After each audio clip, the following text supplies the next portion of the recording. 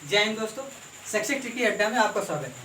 Height and distance के आज हम क्वेश्चन देखेंगे। अभी इसके पहले एक वीडियो आई थी, उसमें हाइट एंड क्वेश्चन के कैसे क्वेश्चन थे ट्रिक के माध्यम से एंड कैसे सॉल्व करते हैं, क्या तरीका होता है, रेशियो मेथड क्या होता है, उससे हम देखते हैं। ठीक है, एग्जाम में 1 नंबर का क्वेश्चन आएगा, उस तरीके से हम देखते हैं। ओके, अपनी वीडियो को आगे स्टार्ट करते हैं। देखो क्वेश्चन पढ़िए आप। क्वेश्चन दिया गया है 32 मीटर 32 मीटर ऊंचे एक भवन से एक मीनार के शीर्ष का उन्नयन कोण 45 डिग्री है तथा मीनार के पाद का अवनमन कोण 30 डिग्री है। भवन से मीनार की दूरी निकालना है। ये क्वेश्चन है, चलिए देखते हैं। बोला है 32 मीटर ऊंचे एक भवन से, तो हमने मान लिया ये हमारा भवन हो गया। इसकी हाइट कितनी हो गई 32। बोला 32 मीटर ऊंचे एक भवन से एक मीनार के शीर्ष का उन्नयन कोण। हमने बताया था उन्नयन कोण क्या होता है, जब नीचे से ऊपर की ओर देखा जाए, नीचे से ऊपर की ओर देखेंगे तो उन्नयन कोण बनेगा। तो ये होता है हमारा उन्नयन कोण। ठीक है, तो हमने मान लिया ये हमारी मीनार थी। तो बोला क्या गया 30 मीटर ऊंचे एक भवन से एक मीनार के शीर्ष, मीनार का शीर्ष क्या है, ये मीनार के शीर्ष का उन्नयन कोण, मतलब कि यहाँ से यहाँ तक जब देखा जा रहा है तो उन्नयन कोण हमारा कितना बन रहा 45 डिग्री। कितना 45 डिग्री का ये एंगल बनेगा। और आगे क्वेश्चन ने क्या है, तथा मीनार के पाद का अवनमन कोण, तथा मीनार का पाद मतलब फुट, ये यहाँ जो अवनमन कोण बना रहा है ना, ये अवनमन कोण कितना है 30 डिग्री है। ये अवनमन कोण कितना हो जाएगा 30 डिग्री हो जाएगा। तो भवन से मीनार की दूरी मतलब ये जो डिस्टेंस है ना, इस डिस्टेंस को निकालना है। यहाँ पर कर लो ABCDE, ये कर लो, ये हो गया हमारा x मीटर। ठीक है, इसे हमने मान लिया x, ये निकालना है। क्वेश्चन क्या 30 मीटर ऊंचे भवन से मीनार से एक मीनार के शीर्ष का उन्नयन कोण 45 डिग्री है तथा मीनार के पाद का अवनमन कोण कितना है 30 डिग्री है। भवन से मीनार की दूरी ज्ञात करनी। चलो देखो कैसे ज्ञात करेंगे। अब यहाँ पर क्या बोला गया tan 45। देखिए हमने आपके लिए बोला था एक एंगल, कौन एंगल बोला था, हमने बोला tan 45। tan 45 लेना है आपको। अब देखिए आप tan 45, जैसे हमने बोला tan 45, तो बताइए आप tan 45 की वैल्यू क्या होती है। tan 45 की वैल्यू होती है 1, तो सभी के अपॉन 1 होता है। तो 1/1 मतलब ये क्या हो जाएगा हमारा लंब बटे आधार होता है। तो देखिए ये है tan 45, तो लंब हो जाएगा 1, आधार भी हो जाएगा 1। अब हमने कहा tan 30 की वैल्यू बताइए, तो आपने कहा जो tan 30 की वैल्यू होगी वो कितनी हो जाएगी 1/√3। तो tan 30 ये है 30। आप यहाँ से देखिए, यहाँ से जब इसको देखें तो tan 30 क्या होता है हमारे, देखो लंब बटे आधार। लंब मतलब ये हो जाएगा 1 और ये हो जाएगा √3। यहाँ से बताइए ये बात क्लियर हुई कि नहीं। अगर ये बात आपको क्लियर हो गई तो अब आप देखिए यहाँ है √3। अच्छा ये बताओ यहाँ से यहाँ तक की जो डिस्टेंस है वो वही रहेगी, और यहाँ से यहाँ तक जो डिस्टेंस है, डिस्टेंस हमेशा सेम होती है कि नहीं भाई। यहाँ जो डिस्टेंस होगी, अगर यहाँ 30 है तो यहाँ भी 30 होना चाहिए, यहाँ 40 है तो यहाँ भी 40 होना चाहिए। लेकिन आपने क्या देखा कि tan 45 लिया। tan 45 क्या होता है आपका 1/1 लंब बटे आधार, मतलब ये हो गया 1। तो आपने ये यहाँ से यहाँ तक की डिस्टेंस ले ली 1। फिर हमने कहा tan 30 लीजिए, tan 30 क्या 1/√3 हो गया। तो ये हो गया 1, ये हो गया √3। अब अच्छा आप बताइए ये है 1, ये है √3, डिस्टेंस हमेशा इक्वल होती है। तो इस 1 में हम √3 का मल्टीप्लाई करा दें तो ये हमारा हो जाएगा √3, और इसमें भी हमें √3 का मल्टीप्लाई कराना पड़ेगा। ठीक है, तो ये हमारा कितना हो जाएगा, ये हमारा हो जाएगा √3 का। आप देखिए तो ये √3, तो √3 है और ये हमारा कितना है 1। तो 1 वाली वैल्यू क्वेश्चन में दी गई 32। 1 = दिया गया 32। भाई 1 है, 1 = 32 दिया गया। और क्वेश्चन ने क्या पूछा था, भवन से मीनार की दूरी, भवन से मीनार की दूरी कितनी है √3। 1 = 32, तो √3 वाली वैल्यू कितनी हो जाएगी 32 √3। ये आ जाएगी आपका आंसर था, ये निकालना था। अब इस क्वेश्चन में आइए, बोला गया एक हवाई जहाज के ठीक दाएं एवं बाएं नदी में 2 जहाजों के अवनमन कोण 60 डिग्री है एवं 45 डिग्री है। यदि दोनों जहाजों के बीच की दूरी 100 मीटर है तो हवाई जहाज की ऊंचाई। तो कितना अच्छा क्वेश्चन है। बोला गया है कि एक हवाई जहाज के ठीक दाएं एवं बाएं, कहने का मतलब कि हवाई जहाज जो बीच वाला होगा ये बड़ा होगा, वो एक बार दाएं ओर देख रहे, एक साथ एक बार बाएं ओर देखा जा रहा। तो ये हवाई जहाज मान लिया, यहाँ पर कोई ऐसा हवाई जहाज। अच्छा क्वेश्चन है, समझने की कोशिश की। ये हमारा क्या हवाई जहाज है, बोला गया ये हवाई जहाज जो है ना उसके दाएं एवं बाएं, एक बार दाएं देखते हैं एक बार बाएं देखते हैं। यहाँ पर कोई पर्सन होगा। क्वेश्चन ने बोला औनमन कोण। देखिए औनमन और उन्नयन कोण होता क्या है? औनमन कोण होता है जब हम लोग नीचे की ओर देखते हैं तो वो होता है हमारा औनमन कोण। ऊपर से नीचे की ओर देखा जाता है तो औनमन। औनमन मतलब अपनी नजरों को झुका लेना।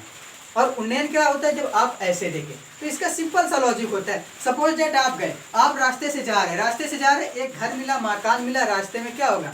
वही है, मेरे सामने वाली खिड़की में एक चांद का मुकड़ा रहता है। तो जब आप जाएंगे, सपोज दैट सामने देखा आपकी महबूबा, आपने ऐसे नजरें उठाए, ऐसे देखा, तो आप ऊपर की ओर देख रहे हैं, तो क्या हो गया? उन्नयन।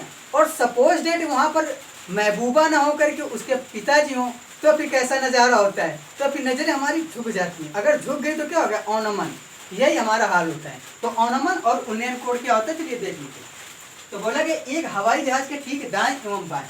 तो अब हमने मान लिया ठीक दाएं एवं बाएं। यहाँ पर बैठी थी आपकी महबूबा, ये बैठी थी छत के ऊपर महबूबा। इसने एक बार नीचे वाले को देखा दाएं साइड, एक बार बाएं साइड देखा। भाई वैसे भी आजकल एक नहीं होता, कई लोग अनलिमिटेड वाला काम चलता है, इससे नहीं उससे मिलो, हाय हेलो करते रहो।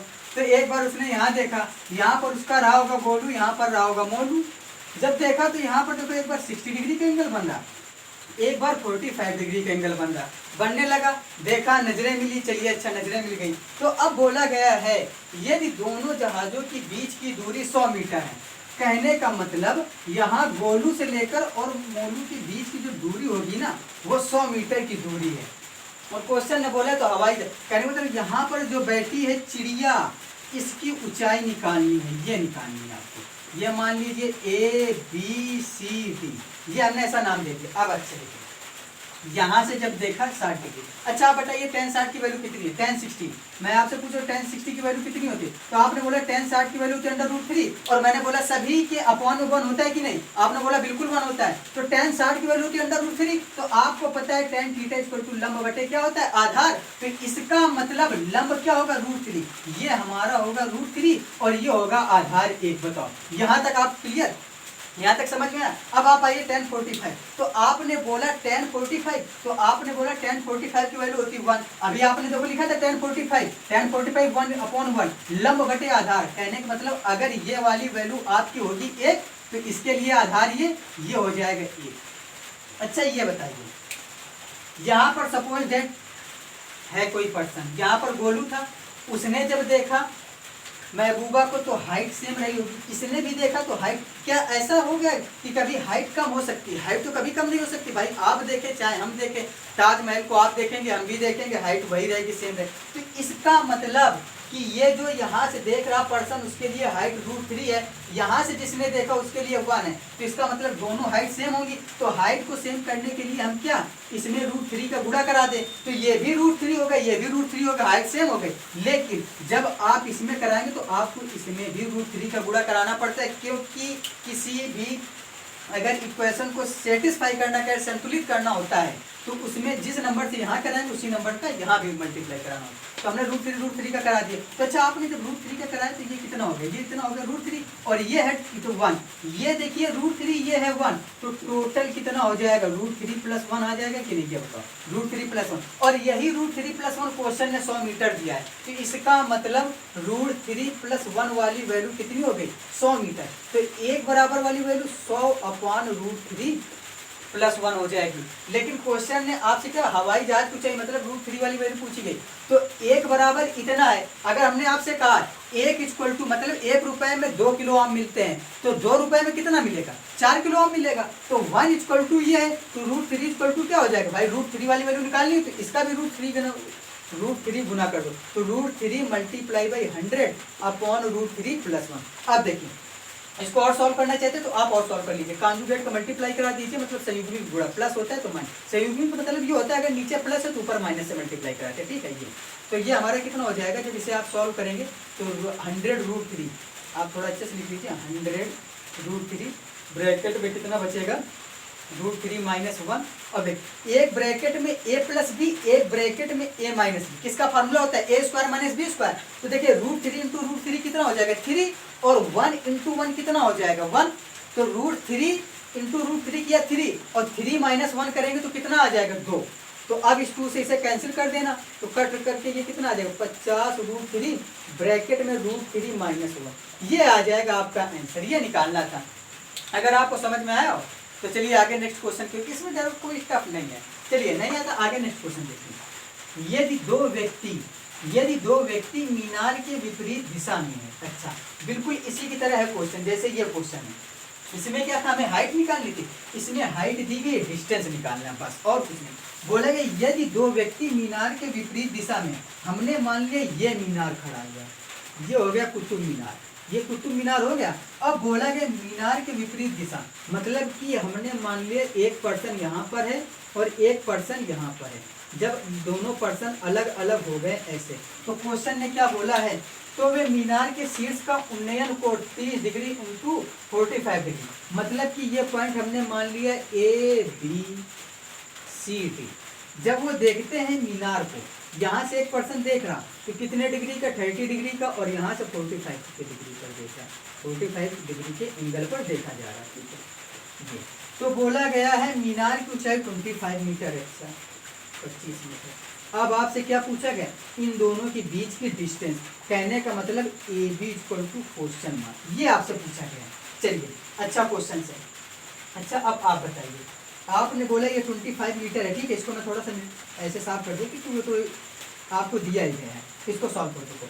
tan 30 की वैल्यू कितनी होती है, tan 30 की वैल्यू आपने क्या बोला था 1/√3, मतलब ये हो जाएगा लंब, तो ये हो जाएगा आधार, लंब कितना 1, तो आधार √3 होगा कि नहीं, ये बताओ √3 होगा। फिर आपने हमसे पूछा tan 45, तो आपने बताया tan 45 की वैल्यू कितनी होती है 1/1 लंब बटे आधार, मतलब ये भी 1, अब ये भी।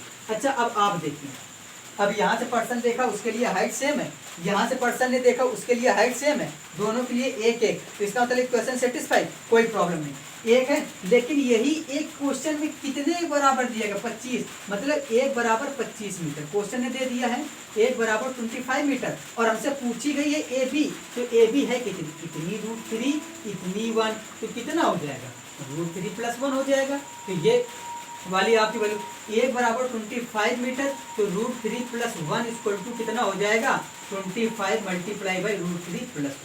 ये था हमारा क्वेश्चन, जो कि हो गया। आगे आंसर बताओ। अब वही अगर आप हाई स्कूल वाला मेथड करते हैं, tan लगाते हैं, दुनियादारी करते हैं, तो वो काफ़ी लंबा हो जाएगा। ठीक है, कैसे करना वो हमने बता दिया। अगर आपको अच्छा लगता है तो आप ऐसे ही हमारे वीडियो के साथ बने रहिए। आगे चलिए नेक्स्ट क्वेश्चन देखते हैं।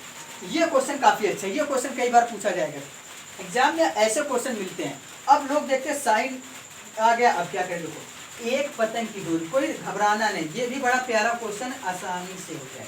बोला एक पतंग की डोरी 100 मीटर लंबी है और डोरी भूतल से थीटा कोण इस प्रकार बनाती है कि साइन थीटा = 8/15। अब देखो ये है पतंग, देखो हमने मान लिया यहाँ पर कोई पर्सन होगा, तो अच्छा आप बताइए, जब कोई पर्सन यहाँ पर खड़ा पतंग उड़ा रहा होगा, तो जब पतंग उड़ा रहा होगा तो डोरी कैसी होगी, एक सीधी सरल रेखा में होगी कि नहीं भाई, ऐसा तो है नहीं कि डोरी ऐसे ऐसे हल रही हो, सीधी सरल रेखा। तो क्वेश्चन ने क्या बोला, यहाँ से एंगल बन रहा है, एंगल कैसा बन रहा है, साइन थीटा बन रहा है, ये एंगल कैसा बन रहा है, साइन थीटा।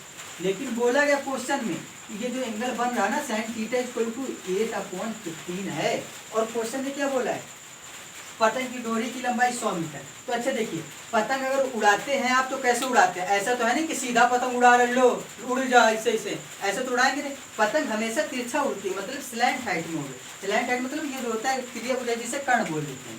तो ये हमारी दी गई क्वेश्चन में 100 मीटर, ये कितनी दी गई 100 मीटर, ये हो गया A, ये हो गया B, ये हो गया C, ये आ गया पतंग।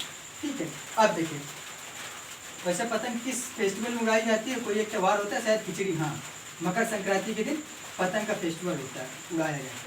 चलिए देखिए, तो ये है 100। अच्छा आप बताइए, साइन थीटा = 8/15, और आप लोगों ने पढ़ा है हाई स्कूल में साइन थीटा = 8/15, तो क्या साइन थीटा = लंब बटे कर्ण होता है, होता है साइन थीटा = लंब बटे कर्ण। तो इसका मतलब लंब आपका दिया गया 8, लंब मतलब क्या होता है, ये जो हाइट है ये 8, और कर्ण कितना है 15, ये दिया गया 15। तो क्वेश्चन है देखो 15 = 100, 15 बराबर क्या हो जाएगा 100, 15 = 100, तो 1 = 100/15, 1 बराबर क्या हो जाएगा 100/15 हो जाएगा।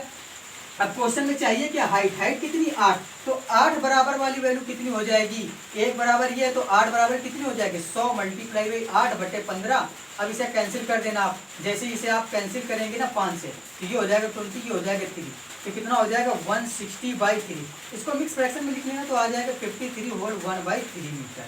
ये आ जाएगा आंसर जो कि हमने आपको बता दिया। ऐसे करने थे हाइट एंड डिस्टेंस क्वेश्चन, मुझे नहीं लगता इसमें ज़्यादा कोई टफ क्वेश्चन होगा।